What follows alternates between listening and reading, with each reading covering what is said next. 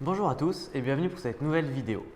Celle-ci est destinée aux propriétaires de biens immobiliers en location qui souhaitent connaître le rendement réel de leurs investissements.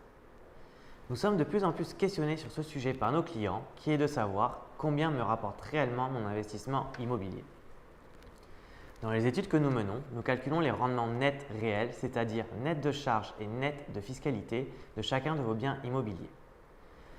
Il est à considérer que nous ne prenons pas en compte l'évolution du prix du bien car il est lié au marché de l'immobilier et dépend de la localisation du bien, mais également du contexte économique au moment de la vente. Pour calculer ce rendement, nous agissons en plusieurs étapes. Dans un premier temps, il faut obtenir le montant net perçu annuellement. Pour cela, il faut additionner l'ensemble des loyers perçus, soustraire les différentes charges qui sont les charges de copropriété, la taxe foncière, l'assurance propriétaire non occupant, mais également les éventuels frais de gestion. Enfin, il faut retraiter la fiscalité. Les revenus fonciers sont parmi les plus fiscalisés en France car ils sont soumis à votre tranche marginale d'impôt sur le revenu, mais également aux prélèvements sociaux au taux de 17,2%. Pour certains d'entre vous, il faut également prendre en compte l'impact de ce bien sur votre impôt sur la fortune immobilière. Pour calculer ce rendement en pourcentage, il suffit ensuite de diviser le montant obtenu par le montant net perçu en cas de vente. C'est égal au prix de vente moins l'impôt sur la plus-value et aux prélèvements sociaux.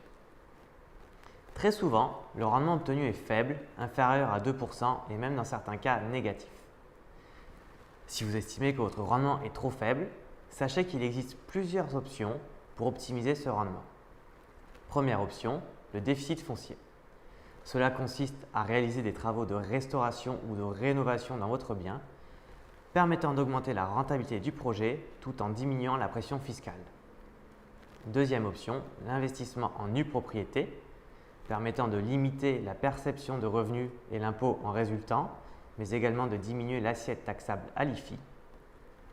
Et troisième option, réaliser un arbitrage de classe d'actifs en investissement sur un placement financier, permettant de conjuguer une liquidité accrue, mais en même temps de limiter les soucis de gestion.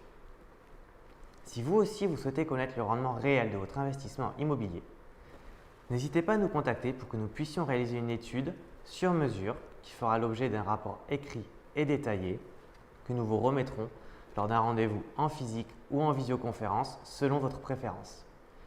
Merci pour votre attention et à très bientôt. Au revoir.